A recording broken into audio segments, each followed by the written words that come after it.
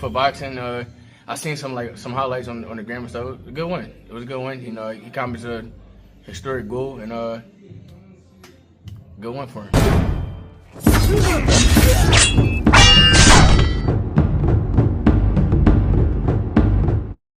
Terence Crawford against Jaron Ennis, for me, is the best fight in American boxing. But it needs to be a payday for Crawford that would get him interested, because Crawford knows how good Boots is. And I'm not saying that Crawford thinks he's going to lose to Boots, but he knows that is a real fight. But for me, Boots is the new Crawford. We've just got to go out and get the fights to show how great he is. The best fight in American boxing, Terence Crawford versus Jaron Ennis. I need y'all to get the likes up, man. Get the likes up. Is that the best fight in American boxing? Well, Eddie Hearn is doing his promoting job, saying that it's the best fight in American boxing. But as we know right now, Terence Crawford is on another plane now, right? After the impressive win over Canelo Alvarez, Terence Bud Crawford is now at the top of the mountain in the sport of boxing. Terence Bud Crawford is on GOAT Avenue in the sport of boxing, right? So Terence Bud Crawford reached another level when it comes to the sport of boxing. But Jaron Boots Ennis, man, got a fight coming up relatively soon against Douglas Lima. We're going to see how Boots looks at his 154-pound debut. I expect Boots Ennis to get through this guy, run right through this guy, right? You got to run right through him, you know, put on a little show for maybe about a couple of rounds, few rounds, and then get him up out of there. And then we can get on to the regularly scheduled program. But the best fight in American boxing. I think that if Jaron Boots Ennis had the names on his resume, right? Because this is what people are saying now, that Jaron Boots Ennis got to take the training wheels off. That he got 30-plus fights in and he ain't fought nobody. Nobody with a post, nobody that, you know, this is just what the people are saying about Jaron Boots Ennis. And we heard that Eddie said that he's the new Crawford. And I kind of said that a while ago. I do see some similarities with the career. They both had Cameron Duncan as their management. They're both fighters that seem to have a hard time getting fights. They both switch hitters. There's some similarities between Jaron Boots Ennis and Terence Bud Crawford. But the difference is, though, in my opinion, is that when Crawford wants something, he goes for it. He don't exit sanction bodies and go different routes when he set his eyes on a task, right?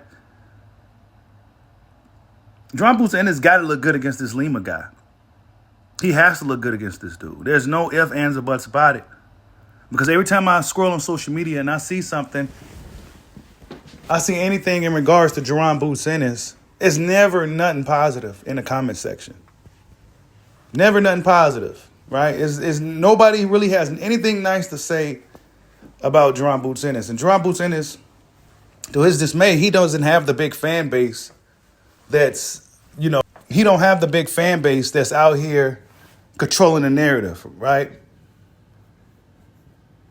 But I think if Jaron Boots Ennis, like I said before, wants to fight with a guy like Crawford now, right? And Crawford said that Boots Ennis and these guys, they had the opportunity to fight me. Come on, man. Boots had a chance to fight me. Virgil Ortiz had an opportunity to fight me, you know, but now everybody, oh, I fight Terence, or I'm this, I'm that. I'm like, okay, cool. When y'all had y'all opportunity, you know, y'all went elsewhere.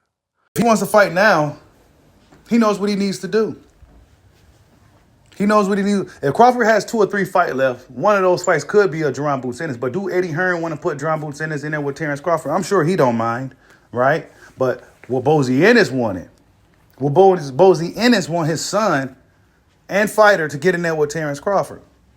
I don't necessarily believe so. I think Bozy Ennis would rather, you know, wait this whole Crawford thing out and we do our own thing, right? And I don't think Terence Crawford really too interested in Jaron Boots Ennis at this point anyway. But Eddie Hearn says it's the biggest fight in American boxing.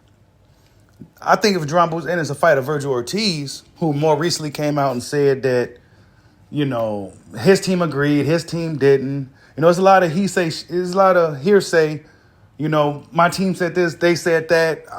To be honest, it seems like Virgil Ortiz's team don't know, they're not on the same page. The management, when it comes to his promoters, they're not all on the same page at all.